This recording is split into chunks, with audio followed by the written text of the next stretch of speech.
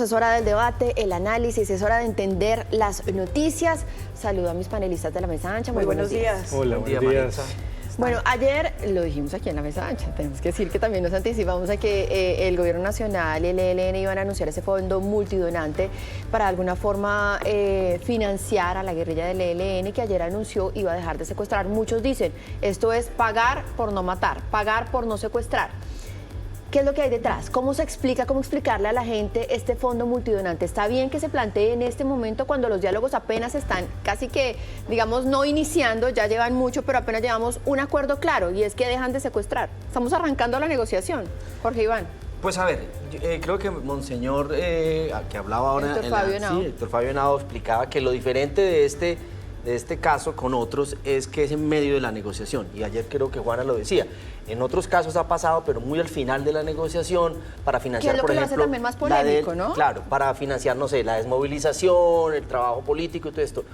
En este momento ya se plantea en desarrollo, y entonces queda el sabor de que se financia para que no secuestren. Sí, cuando uno mira el comunicado de la mesa de negociación, en ninguna parte se menciona que eso es lo que va a pasar, pero seguramente, digamos, si van a llegar países extranjeros, esto es un apoyo internacional que el proceso necesita.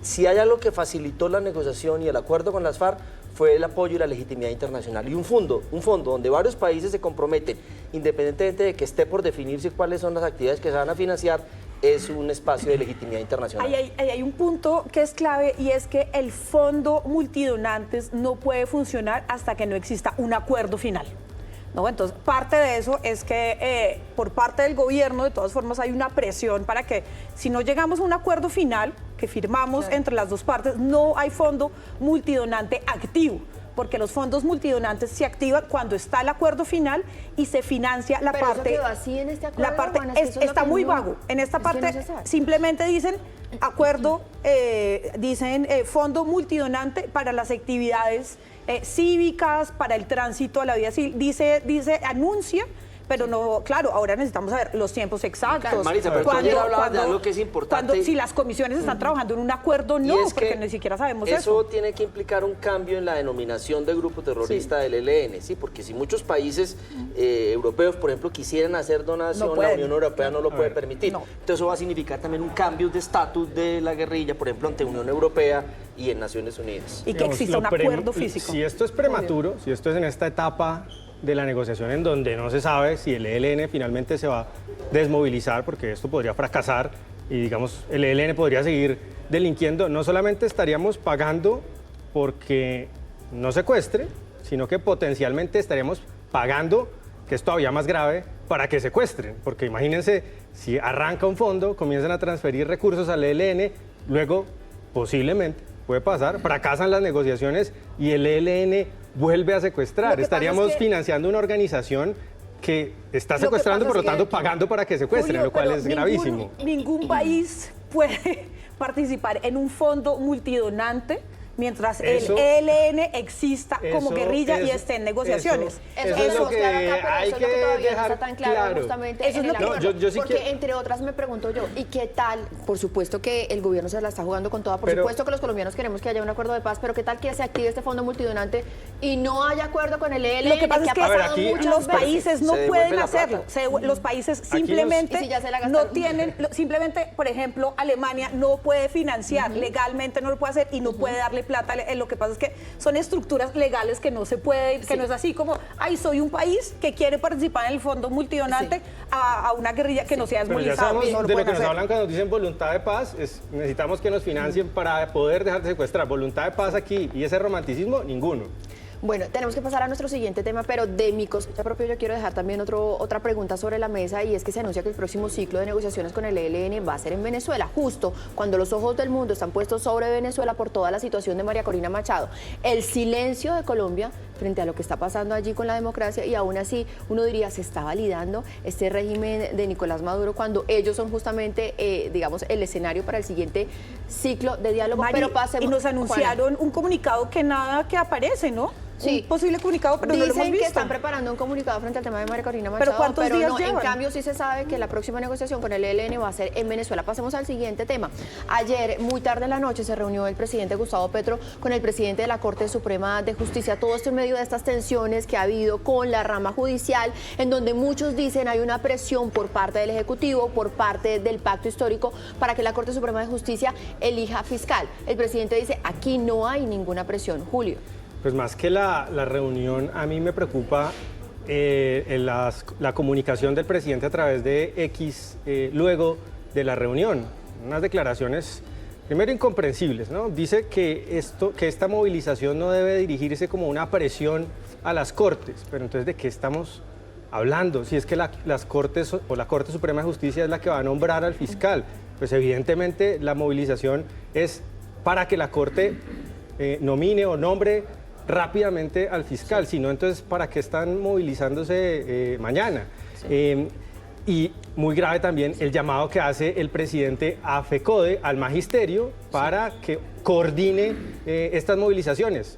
A mí me llamó mucho la Muy atención rápidamente, Juan, que dijo Petro que un gobierno progresista no atacará a la justicia, y sentí esto como sacándose un clavito con el expresidente Uribe, que chuzó a la Corte.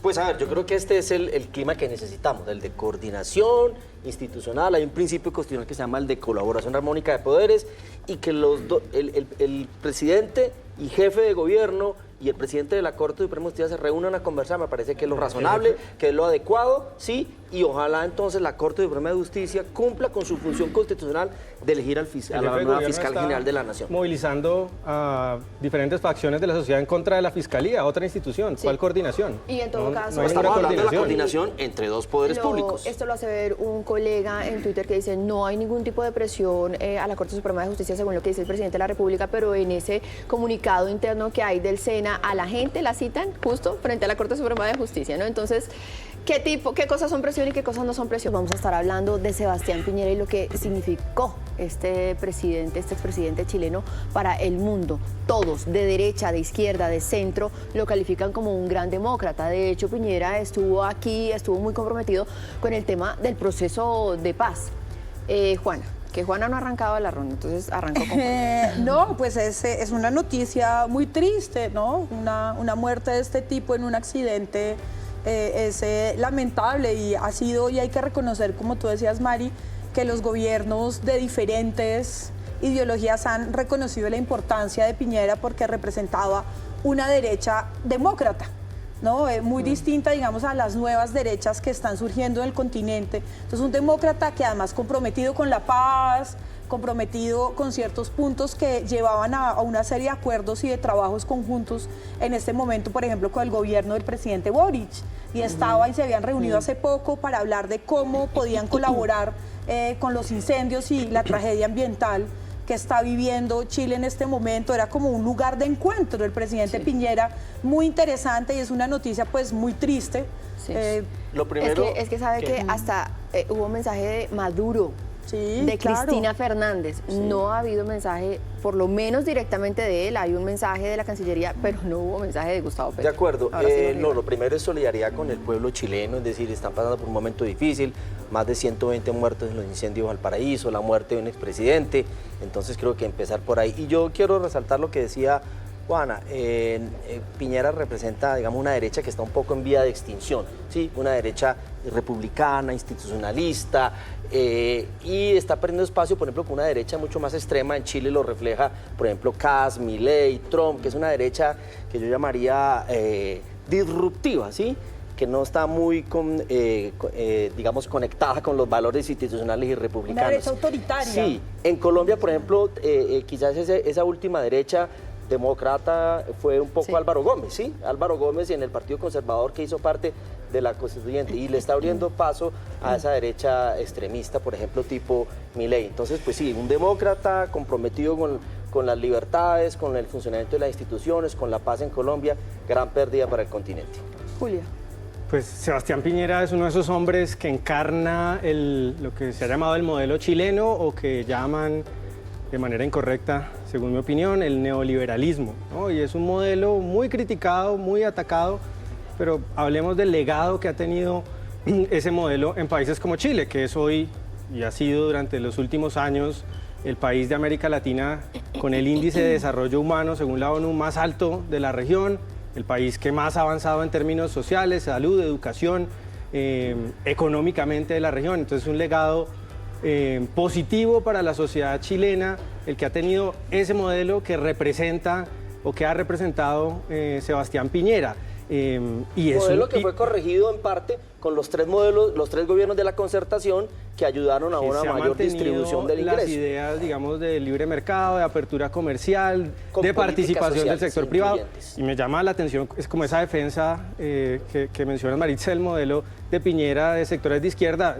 Es que no hay que olvidar que cuando Piñera estaba en el poder hace muy pocos años, sufrió un brutal ataque por parte de sectores, ahí sí, extremistas, en contra del gobierno de Sebastián Piñera. Entonces, pues ahí hay mucha incongruencia, ¿no? Ataques con quemas de buses, con quemas de infraestructura, sí. prácticamente... Él lo asumió con mucha altura en ese momento y con humildad dijo, reconocemos los errores que hemos cometido acá, también hemos aportado para la desigualdad de nuestro país. Y creo que eso justamente también ayudó mucho en esa transición entre el gobierno de Piñera, que era derecha, y el de Boric, que está Y ahora. creo que este tipo Cosa que no ha pasado de aquí, aquí tragedias, nunca hubo por ejemplo, reconocimiento de eso. llevan a reconocer Sí. ese tipo de cosas y que, claro, cuando estamos vivos los políticos hay contradicción política porque es lo normal, pero el respeto también hacia los muertos es fundamental.